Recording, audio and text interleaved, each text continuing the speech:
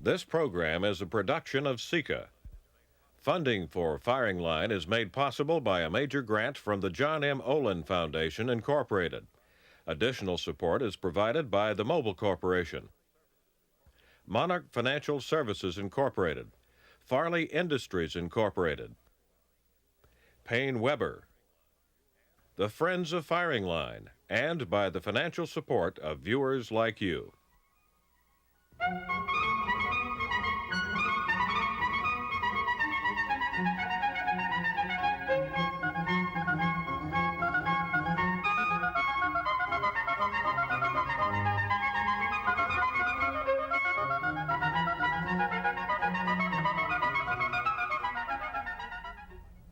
Welcome to Firing Line. I'm Michael Kinsley of the New Republic magazine. In 1976, Norman Cousins, the legendary editor of Saturday Review, published an article in the New England Journal of Medicine called Anatomy of an Illness. That article took the novel approach for a medical journal of describing an illness from the patient's point of view. Cousins' most controversial pronouncement in that article was that a few minutes of belly laughter could often reduce excruciating pain even more effectively than pills. That article and a subsequent book led to a new career for Mr. Cousins as an adjunct professor at the University of California Medical School in Los Angeles. He has spent the past decade there exploring the connection between illness and mental attitude. Mr. Cousins chronicles his adventures in the medical world in his latest book called Head First: The Biology of Hope. Mr. Cousins points out that the connection between illness and negative attitudes and emotions, such as depression, has been long established, but very little research has been done until recently about the power of positive emotions, such as hope and happiness, to alleviate and prevent illness. In the past decade, he has found just such a connection, not just anecdotal or statistical, but actual biological evidence that positive emotions can strengthen the immune system and help to prevent disease. Mr. Cousins' most interesting practical advice for the medical profession concerns lawyers, not doctors. He says that those informed consent documents that patients have to fill out before surgery or other major procedures are often so stark and brutal about the possible risks that they send patients into panic and depression that actually hurt their chances of recovery. But that is just one instance of his more general recommendation that the experience of medical care ought to instill hope and optimism wherever possible, not just to be nice, but as a practical part of medical therapy. Mr. Buckley, on this question of delivering bad news to patients, it seems to me we've been through a couple of cycles. The standard practice used to be gentle evasion on the grounds that this was more merciful. In more recent years, the trend has been towards brutal, stark frankness on the grounds that this was the right of the patient. Now, Mr. Cousins seems to be urging a trend back towards more gentleness and possibly evasive descriptions. It's hard to know what you would really think if you were sick when you're actually healthy, but it seems to me that I would rather know the truth, however depressing. Well, in reading Mr. Cousins' book, I was much struck by the points he made. For instance, we are led to believe that in Japan they follow the euphemistic approach. I found myself, on reading those passages, asking the question, how would I, if I were a doctor, relay some objectively bad news to this particular person, as distinguished from this particular person?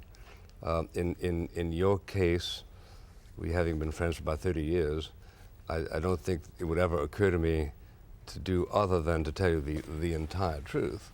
But I can think of people we both know about whom I wouldn't say that. Are you bound by a comprehensive principle in respect of this matter? Bill, I think the patient is entitled to know the truth. And my argument has... That's different, though. To say he's entitled to know the truth, you're making a legal point? A moral point. A moral point. Mm-hmm. And some insist on it. And the doctor, under the law, has to tell the truth. But the question is not whether we should tell the truth, but how do we tell the truth? Mm-hmm. And this is where the doctor's art comes into play. You can tell the truth in a way that will devastate a person and actually impair the environment of effective treatment, or you can tell the truth in a way that challenges. And that's what I'm arguing for, which is that the attempt to go cold turkey with patients which may protect the doctor against a malpractice suit, because you can always say there was absolutely no possibility of misunderstanding. The patient knew what the worst would be.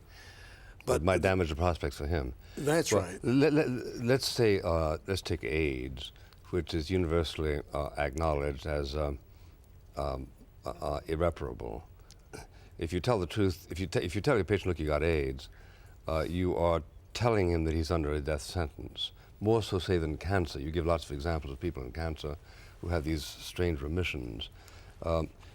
In telling the person that he has AIDS, is it the responsibility of the doctor to size up the psychological nature of that person in order to give the news to him in doses that he can assimilate in order to try to keep his morale up?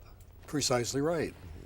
You can't standardize the delivery of diagnosis, even though the diagnosis itself may be fairly well established. But the doctor's job is to be sure that he's not going to compromise the environment of treatment by the way he communicates. The most important thing I've learned now in 12 years in the medical school is that the doctor can have a bearing on the outcome of the case just by the way he deals with the patient.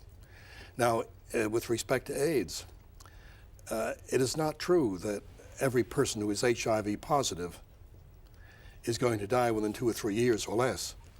And but that's different from having AIDS, isn't it? I'm sorry? To be positive is different from having AIDS, isn't it? Yes, that represents, of course, a certain stage. Yeah. But initially, which may not mature for years. The test is made according to the HIV test, you see.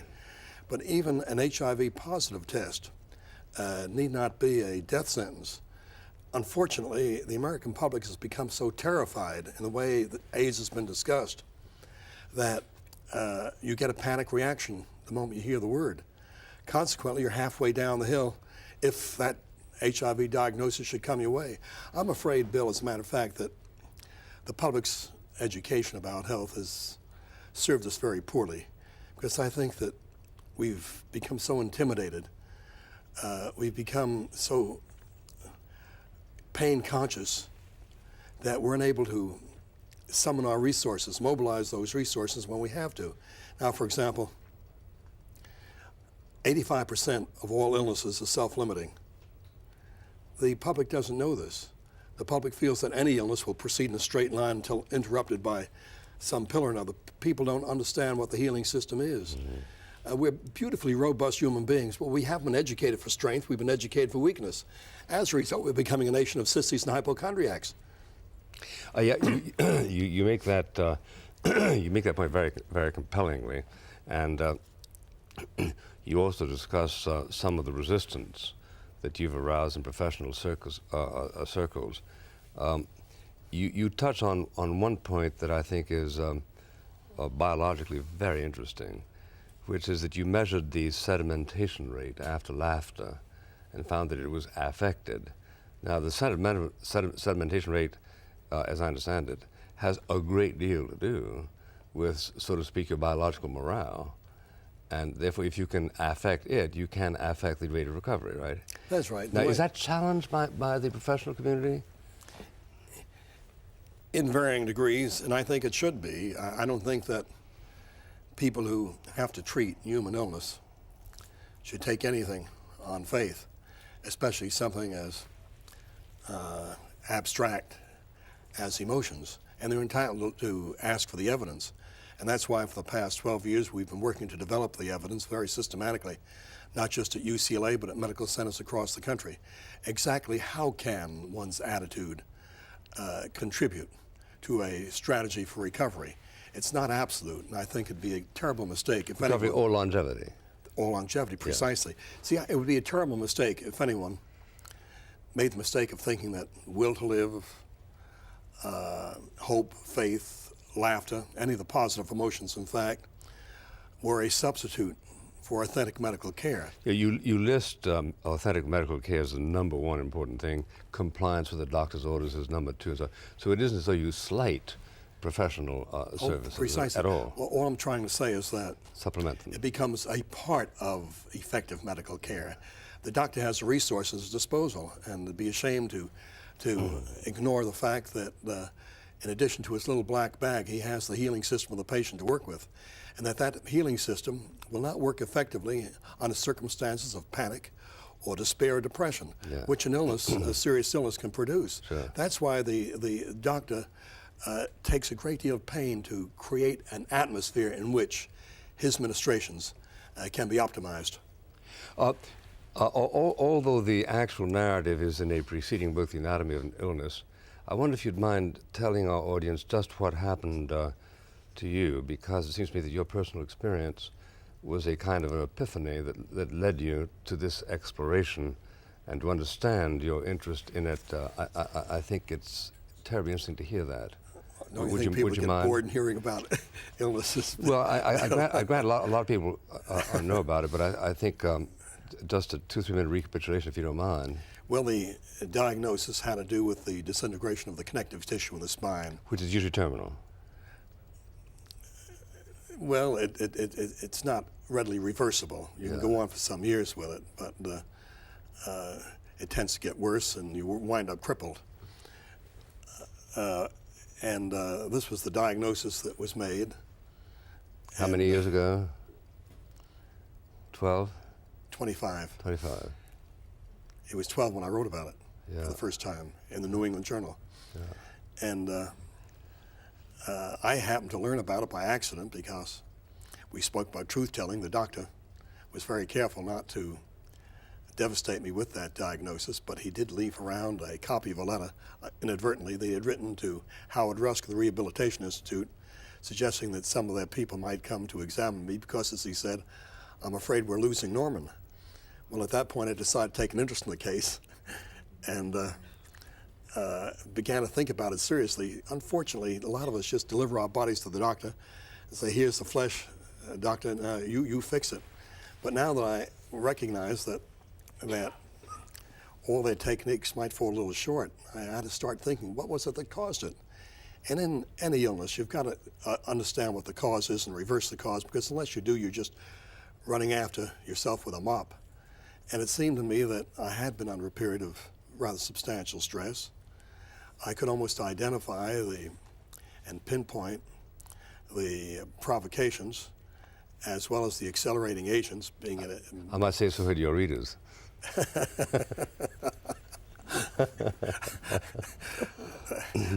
You're suggesting I make my readers sick? I shouldn't be surprised.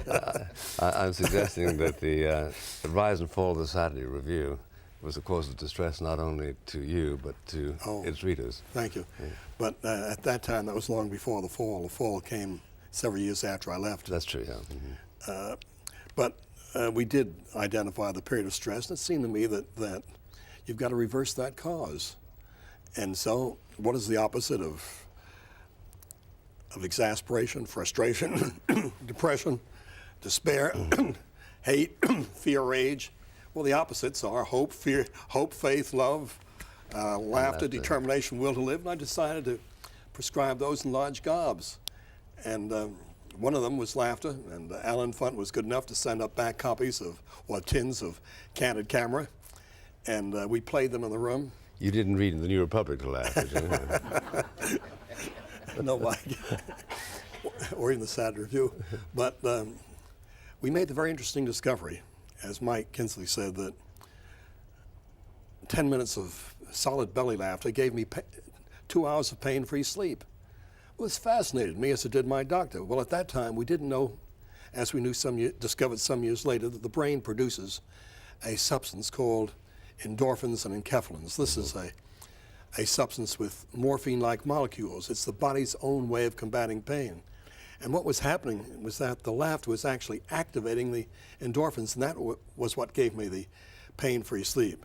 So years later, when I had the opportunity to do some research on this, and we formed a group at UCLA for that purpose, we were able almost to identify cause and effect. Now, again, it would be a mistake to think that laughter is a cure for disease. It's not. Mm-hmm. And I think it'd be a mistake. In fact, you hate that cliche. Yes, it would be a mistake to encourage people to believe that they can ha-ha their way out of any serious illness or any serious problem. Or the budget deficit, even. That's right. But it does play a part, and it is an ambassador or a metaphor for full range of the positive emotions, and working systematically in that direction, but also getting the best that medical science has to offer, we were having a very happy combination. But interestingly enough, the best that medical science had to offer was not offered in your case. It was you who decided that vitamin C in huge doses would somehow catalyze what it was you wanted to catalyze. That was not running contrary to medical experience, because the Lancet magazine, the British Medical Journal, had carried a rather interesting paper showing that large infusions of ascorbic acid would actually break up the clustering of red blood cells and thus attack inflammation. And so it seemed to me that this is worth trying if that in fact were true. And we did at Your that doctors didn't read Lancet? Some doctors do, but doctors. But it was doctors are pretty busy. also prescribed in Yes, your case. but what I did was to present the documentation first, and also we went at it very slowly to make sure that there would be no adverse effects. And so we started with a low infusion of 10,000 milligrams or 10 grams with slow intravenous drip. And the reason I thought that a slow intravenous drip would be better than just the injection was that the body can only absorb a certain amount of ascorbic acid and it'll excrete the rest. Yeah. And so I thought that by a very slow drip over a period of hours, we might optimize its use. And the interesting thing was that when we tested the sedimentation rate before and after, we saw that there was actually a significant drop. But what was most significant was that it was cumulative, and it held. And 2 days later, it didn't bounce back again. We didn't have the rebound phenomenon. My doctor was as fascinated by this as I was, and so we went up very gradually until we went up to 25,000 units, which at that time seemed very, very large, but we did it by slow drips, which didn't affect the kidneys or the digestive system. As a matter of fact, by doing it through an intravenous, we bypassed the digestive tract and could spare the digestive tract of all that acid. And down very rapidly came the sedimentation time. Since that time, in Great Britain, for example, they're giving 200 grams or 200,000 units without ill effects. And this is fascinating. Well, now, did you, as this was going on, did you feel a pari passu better? I mean, on Monday, you felt better than on Sunday better than on Saturday, or did you have to wait for a cumulative effect of all of this? No, I think there were these increments of improvement. I was able to move my fingers, for example. Yeah. I was able to turn my wrist, and I was able to move my arm. I still can't serve overhand in tennis. It's not all gone, but I can serve unhanded in tennis and hit sideways. Well, when you use the words psychoneuroimmunology, breaking that up, I wish you'd explain to us exactly what you mean by that. Psycho would mean what? The reservation, the conscription of the mobilization of your mental powers, is that right? Now, neuro would mean what? Your nerves? That's right. It would embrace, well, the system actually is intended, or the term is intended to describe the interaction of the brain, the endocrine system, and the immune system. And there's a loop that connects all three. The term was coined by Dr. Robert Ader of the University of Syracuse. When? In about 1982, I think. And just post-Cousins. That's right. And just in the last 9 or 10 years, it's come full size, and now you have programs or departments in psychoneuroimmunology at many universities. We have one at UCLA. We have a task force in psychoneuroimmunology that engages in research, carries on think tank sessions, helps us support through its funds similar research around the world, holds conferences, world conferences, so that we can compare notes and do adequate networking. And I think that it's a burgeoning science. It's not a new science because it embodies things that already exist, the nervous system, the immune system, and the endocrine system, but it's new only in the sense that... The correlations in you. That's right, it makes the correlations and tracks the pathways. You called your book a head first. By that, you meant to communicate that your head is going to determine your attitude, your will to live. Am I correct? That's right. See, excuse me, Bill. The term is an exaggeration, of course, as many titles usually are, but it does help to describe an essential process that before the doctor treats a patient, he has to know the patient he's treating. He has to know at least as much about the patient as he does about the disease or about the disease germs. And therefore, he has to know a great deal about the person's life. What are the stress points in that person's life? Have you lost your job? Do you have problems at home? What are the points of Did the Democrats tension? win the last election? I wouldn't be a bit surprised if some people get headaches over that, yes, but you look rather well. But the wise physician takes everything into account. And head first is an attempt to say, let's attach at least as much importance to the experience that we have, the things we think about, the things we worry, the stress points in our life, as we do about the effects of those stress points. Yeah, well, I found it a satisfying metaphor, and I also found myself resisting some of your critics who suggest that you're really trying to substitute a kind of mysterious psychological this and that for the hard progress of science. And you most explicitly don't do that. In your advice at the end of the book, you begin by emphasizing the expertise that the doctors have mastered. But you do go on, I think, satisfactory to say that the mood of the patient has a lot to do not only with, I think, whether he recovers, but how he sustains the illness. Now, what especially does the hospice do for you in these circumstances? Well, if we can back up just a moment, Bill. The reason that the mood is important is that if you come away from a doctor's office not only with a serious diagnosis, but with panic,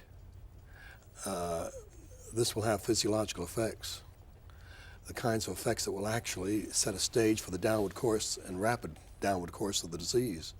And that's why the doctor has to be very careful not to destroy the patient's own belief that something good can happen. Otherwise, there's no point in treating the patient.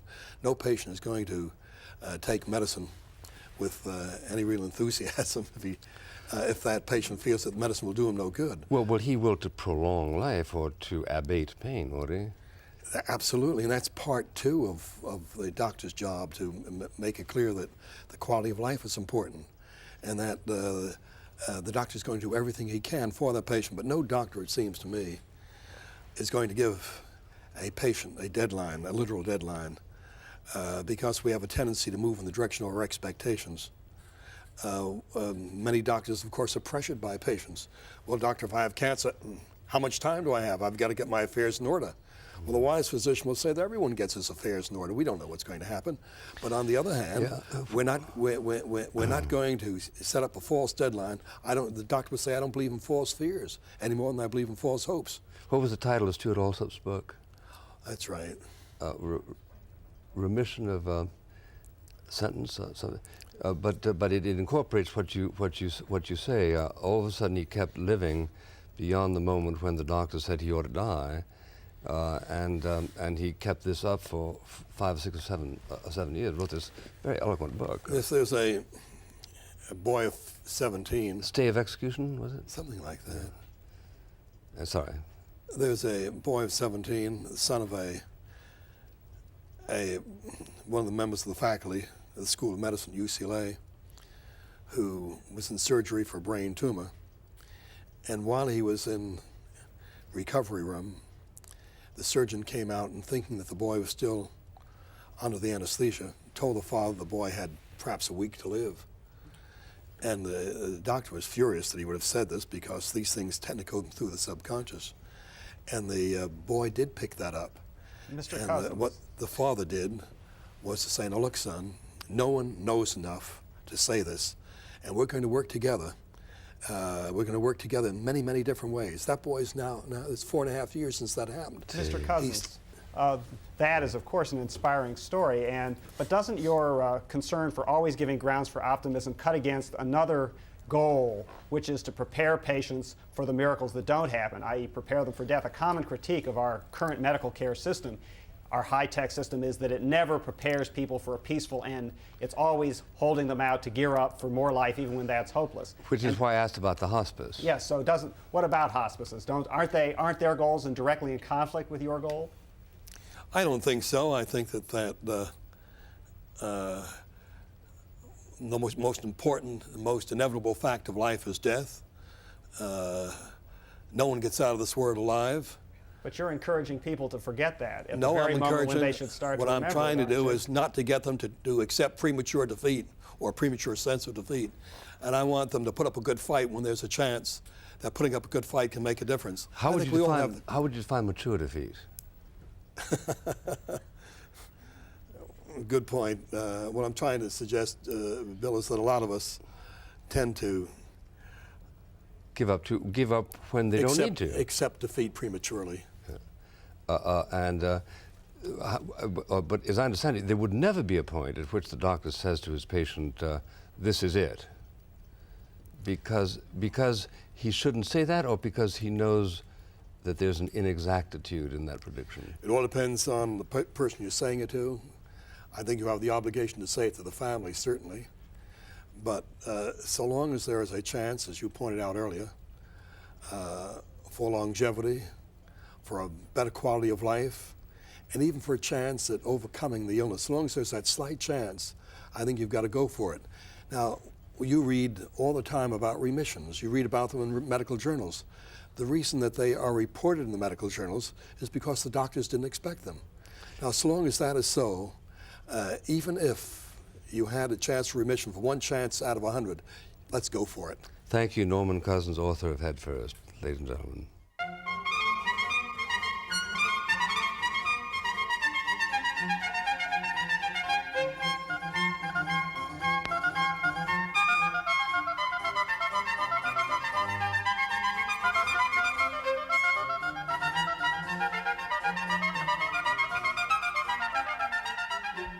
Funding for Firing Line is made possible by a major grant from the John M. Olin Foundation, Incorporated. Additional support is provided by the Mobile Corporation, Monarch Financial Services, Incorporated, Farley Industries, Incorporated, Payne Weber, the Friends of Firing Line, and by the financial support of viewers like you. This program was produced by SICA, which is solely responsible for its content. For a printed bound transcript of this program, send $3 to Firing Line, Post Office Box 5966, Columbia, South Carolina 29250. Indicate the subject of the program, and please allow 3 weeks for delivery.